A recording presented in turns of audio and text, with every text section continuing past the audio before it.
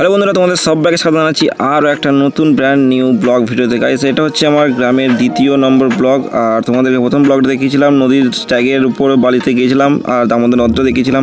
আর এটা হচ্ছে আমার গ্রামের দ্বিতীয় নম্বর ব্লগ। আর এটা তোমরা কিন্তু এক প্রকারে মোটো ব্লগও বলতে পারো, কারণ হচ্ছে আজকে আমি যে ক্যামেরা হোল্ডিংয়ের জন্য যে মাউন্ট থাকে, সেই মাউন্টটা আমি কিনেছি। আর আমি আমার যে হেলমেট আছে সেই হেলমেটের মধ্যে লাগিয়েছি। আর এটা আমি লাগিয়ে কিন্তু টেস্টও করছি, দেখা যাক।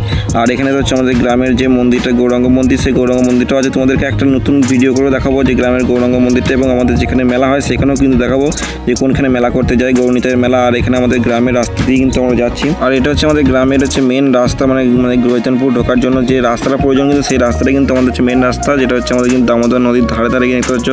দামোদর নদের কিন্তু ধারে ধারে, আর সাইডে হচ্ছে দামোদর নদ। তোমাদেরকে আগের ভিডিওতে দেখিয়েছিলাম যে দামোদর নদে গিয়েছিলাম, সেই দামোদর নদটা কিন্তু এই আমাদের গ্রামের সাইড দিয়ে কিন্তু গেছে। আমাদের গ্রামের ঢোকার জন্য যে রাস্তাটা, সেই রাস্তাটা কিন্তু ঢালাই রাস্তা, কিন্তু বর্ষাকালে কিন্তু কোনো রকমে কিন্তু যাতায়াতের জন্য অসুবিধা হয় না।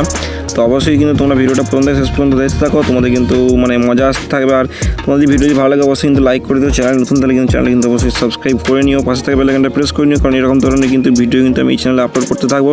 আর এটা হচ্ছে আমাদের গ্রামের হচ্ছে পুরো মাঝের পাড়া, মাঝপাড়া যেটাকে আমরা বলি অ্যাকচুয়ালি মাঝের পাড়া। এটা যেতে হচ্ছে তোমরা বাঁ দিকে একটা রাস্তা আছে, এই বাঁ দিকে রাস্তা কিন্তু আমাদের চলে যায় পুরো পাড়া, যেখানে হচ্ছে আমাদের কিন্তু মেলা হয়, গৌরনীতার যে মেলাটা, সেই মেলাটা কিন্তু এই যাই রাস্তা দিয়ে।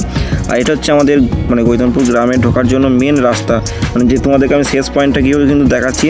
তো এইখানে হচ্ছে আমাদের গ্রামের মেন রাস্তা, যে রাস্তা কিন্তু গ্রাম গৈতানপুর ঢোকা হয়। তো অবশ্যই তোমরা ভিডিওটা কিন্তু প্রথম থেকে শেষ পর্যন্ত দেখতে থাকো। তোমাদের যদি এরকম কিন্তু মোটো ব্লগিং ভিডিও দেখার ইচ্ছা থাকে, তো অবশ্যই তোমরা কমেন্ট করে জানাতে পারো, তাহলে কিন্তু আমি মোটো ব্লগিংয়ের জন্য কিন্তু অনেক জায়গায় কিন্তু যাবো। কারণ আমাদের এই ধারে কিন্তু নামে হচ্ছে খণ্ডঘোষ থানার মধ্যে কিন্তু আমাদের অনেক রকমের কিন্তু কী বলবো দর্শনীয় স্থান কিন্তু রয়েছে, সেই জায়গাগুলো কিন্তু আমরা তোমাদেরকে দেখাবো। আর এটা এখন চলে এলাম আমরা মাটির রাস্তাতে, কারণ গৈতানপুর গ্রামের সে প্রথমটা শুরু হচ্ছে সেখান থেকে কিন্তু ঢালাই রাস্তা শুরু। আর আমাদের কিন্তু এখানটা যখনই চলে আসে তখন কিন্তু মাটির রাস্তা। আর এখানে এখন দেখতে পাচ্ছি এখন কিন্তু তিল গাছ কাটা চলছে, কারণ এখন বর্ষাকাল, এখন তিল গাছ কিন্তু কাটা চলে। আর রাস্তা দেখতে হচ্ছে রাস্তা কিন্তু অনেক কাদা রয়েছে, এখন মোটামুটি আগের দিনই কিন্তু বৃষ্টি হয়েছে, সেই কারণে কিন্তু রাস্তাঘাট সব কিন্তু কাদা ভেজা ভেজা রয়েছে। তো এইটি হচ্ছে আমাদের একটা কাঁচা রাস্তা, অল্পটুকু, বেশি জায়গা নয়, অল্পটুকুই কিন্তু আমাদের কাঁচা রাস্তা। দেখতে হচ্ছে সাইডে কিন্তু জল জমেও রয়েছে। এটা হচ্ছে আমার একটুখানি অল্প কাঁচা রাস্তা। আর এরপরে কিন্তু আবার কিন্তু ঢালাই রাস্তা চালু হয়ে যাবে, যেটা হচ্ছে আমাদের সালুন, কিন্তু আমাদের গৈতানপুর কিন্তু ঢোকার কিন্তু মেন এন্ট্রি রাস্তা।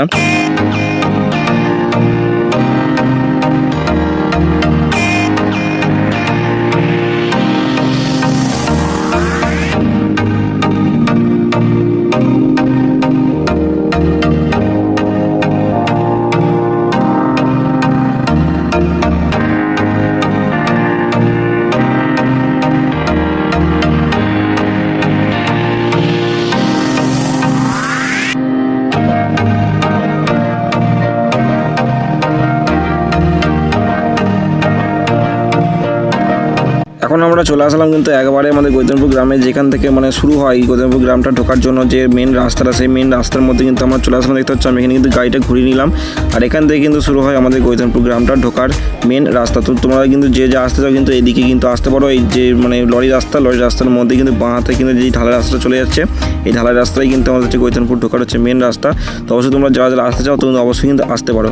তো ততক্ষণ পর্যন্ত ভিডিও যদি ভালো লাগে তো অবশ্যই কিন্তু লাইক করে দিও, এখন কিন্তু যারা যারা ভিডিও দেখছো অবশ্যই কিন্তু লাইক করে দিও। আর ফেসবুক পেজ থেকে যদি ভিডিও দেখে থাকো তো অবশ্যই কিন্তু ফেসবুক পেজটা ফলো করে নিও।